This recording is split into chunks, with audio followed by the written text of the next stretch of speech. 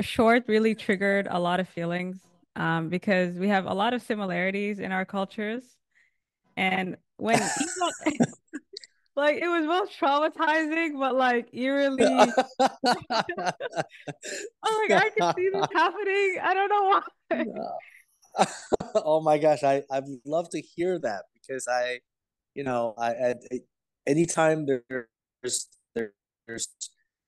of course I love a film that triggers, people get a audience get a reaction, but just in terms of hear more. Yeah. When Ava first shoots her boyfriend Peter, her mother's immediate action is we need to bury the body. And which and I think some part of it is like, yeah, she wants to protect her. And then some part of it is like she wants to guarantee that she'll never leave her again. There's that kind of thing that I feel like Right, immigrant parents have where they want you to succeed, but they don't want you to leave them. And can you right. discuss how this tension between Eva and her mother plays out in their decision to bury the body and not call the police? I think it really, part of the inspiration for the story came from how I imagine my parents would act in this situation, you know, and um, and I think especially for an Asian family, there's something, uh, it's the kind of love that transcends, what's legally right or wrong, and ultimately it's about a mother's love for her daughter, the father's love for his daughter, and the daughter's love for the parents, really. Um, as flawed as that love may be, and that's what really the film is trying to shed a light on, is this flawed, all orders of flawed love. And so, of course, when something like this happens, it's your instinct takes over. It's not about like if we explain to the police, maybe they'll get it, and it's about tarnishing the name. It's about the risk that you're taking by going to the authorities. Um, and so, of course, the mom dad are gonna be willing to do whatever it takes. Mom is gonna do whatever it takes to keep the family together. And of course, we see dad's reaction. Dad is like, I will turn myself in. I will take the fall for my daughter. And of course, mom is not going to have any of it. And of course, the daughter is not going to let dad do that. So it's really, they're kind of caught in this impossible situation. Um, but, at some levels, there's also a deeper, darker aspect of this, you call it the curse of the family or the love of the family. It's a double-edged sword, right? Now they're going to be together forever, and maybe it's a new beginning for their relationships. We'll see.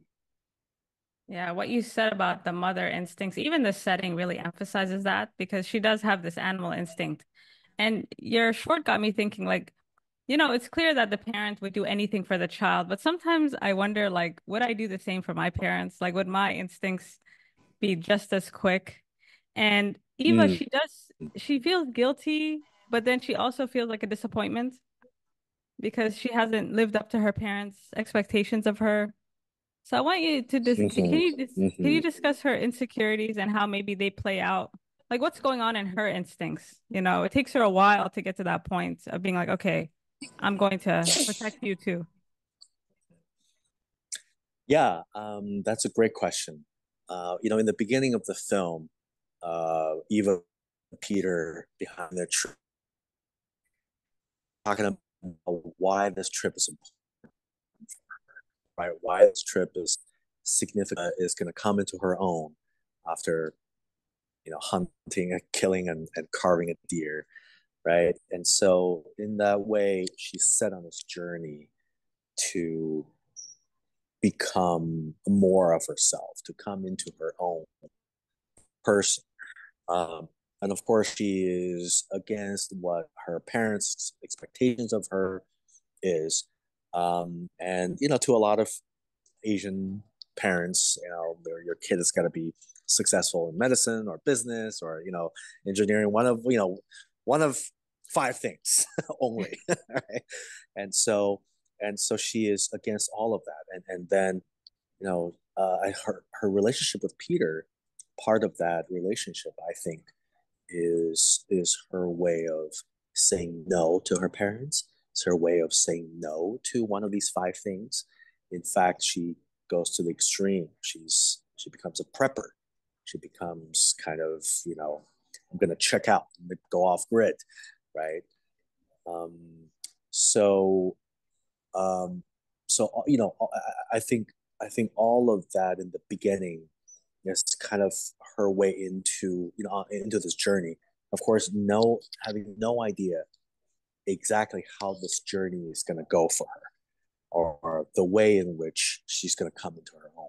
So everything Peter says to her in the beginning comes true at the end. It's just in a way that she never expected, but it calls on her for the event is amplified, emotions are amplified. She really has to decide what kind of person she will be, what kind of journey she wants to go on her own, and also in some ways recognize the love that her parents have for her, as imperfect, as twisted as it may be. It's also a recognition of their love and sacrifice for her. Yeah, she really appreciates it at the end. And I was thinking about the title of your film because at the start of the film, they're separated, which also contributed to this mess. And at the end, they're forced to be together. And I was thinking, particularly with immigrant families, they try so hard to keep the family together because it's fractured, right? There's only three of them, which is tiny. And just keeping Mm-hmm. that together is a struggle. And so Mm-hmm. I want to know for you, like, what challenges have you faced in maintaining close bonds to your family? Um, that's a really great question because I came to this country when I was 14.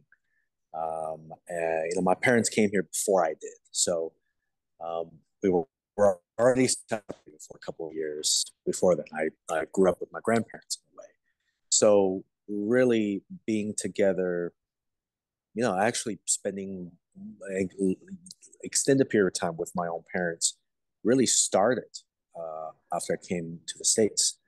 And, as immigrant families, we always struggle together, especially in the beginning.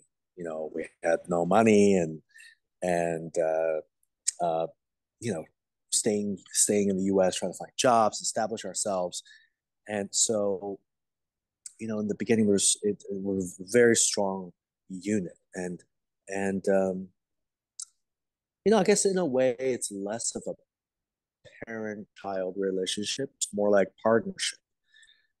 The kid becomes a partner with the parents, and we all contributed to building a life in America. Um, and so, um, so in those early years, it's easy to kind of stick together, right? But then once you establish yourself, once you've all your basic needs are met, well then what do you want in life? What are your dreams? What are your goals and aspirations? And I think kids naturally outgrow the parents in that way. And because the cultural difference, the age difference, the kids usually dream even bigger dreams, and they want to go far, they want to explore it. And I think that's more than just immigrant families, right? It's just, we want our kids grow out of the nest, we want to fly away. But I think it's harder for the immigrant family, to start off with something so strong and struggling together. And then at some point, the kid has to go away. So I think that becomes extra hard on immigrant parents to kind of, you know, uh, get used to that idea and to have a life without their kids uh, close to them. And I know my parents. I'm very close to them, and I think that's part of the culture. Part of the Chinese culture. Respecting the elders and being close to them. Um, but I think it's always a challenge for um, for an immigrant family to I think in a way it's probably a little easier for immigrant family to stay more connected. You know, I don't know what's been your experience in that regard. It's interesting. In terms of the nuclear family, your immediate, Hmm. like I remember my parents thinking, like, this is your family, your brother and your sister, because in Somalia, your family is everyone, your aunts, your uncle. So Mm, that's been severed, mm, you know. mm. And so this concept of family is so small, and so it becomes kind of a survival thing in a way. Yes. Yeah, absolutely. Absolutely. And I'm the only child. And so, in the story, Eva's the only child. So it's really just three people. So you can't really lose any one of them. You Oh. know, right? And you can't afford to lose anyone. Yeah. And yeah, so and losing somebody to jail or to whatever. So that's why they have to do whatever it takes to keep them all together. If that means they go down this path of getting rid of the body, that they do it together. And I think what my family is like to make a decision, and it's something that we all do together, just the three of us. Yeah. Yeah. And even what you said about the child outgrowing the parent, it shows at the end, right? She's teaching Yeah, them what to do. They don't know what to do. They're doing their right, best. But she's like, let me right. just do it. And I've done Yeah, that to my parents so many times. Like, let me just fix this. Like, yeah, yeah. exactly. And so it really is Eva's journey. Sort of what she set out to do is to show them the new her, right? Peter tells her, show them the new you, right? So, well, what is the new you? If you were being taken care of all your life, then at the end of this journey, you're going to be the one taking care of parents, and in a way that they don't know how to do. Only you do. So, um, yeah, so that's why even the way they're stacked in the frame at the end. Yeah. Eva is now the bigger, the front, the foreground. She's the bigger person, and she's leading the parents out of the woods, sort of. Yeah. Yeah. That line made me laugh when she started speaking Korean, right? And and they're just like, what is she saying? Like, Yeah, and yeah, I think yeah, yeah, it's exactly what you said, like she's also because in the eyes of her parents, she's always an infant. It doesn't matter, even for my parents, I could have kids, whatever. They will right, never see me as like you'll always be a kid. And so they're starting to see her as like a competent adult, which I really right, like, even if it right, means right, the and body.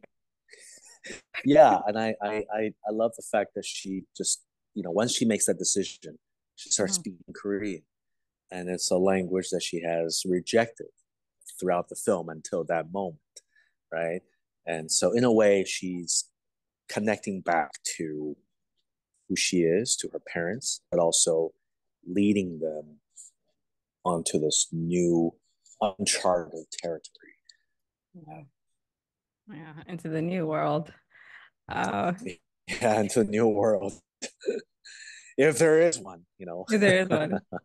And so, what would you love people like? I'm assuming this is a concept piece for like a film. Yes. And so, what would you like people to take away from your shorts after watching it? Um, I really want to put to present on screen a kind of love that exists between family members that we haven't seen before. And it's the kind of love that may not be desirable for everyone, but I think it is a very strong kind of love that we haven't seen before, that is very, very much present in, at least Asian families, starting with my family. But I think, after you've seen it, you find similarities in your culture.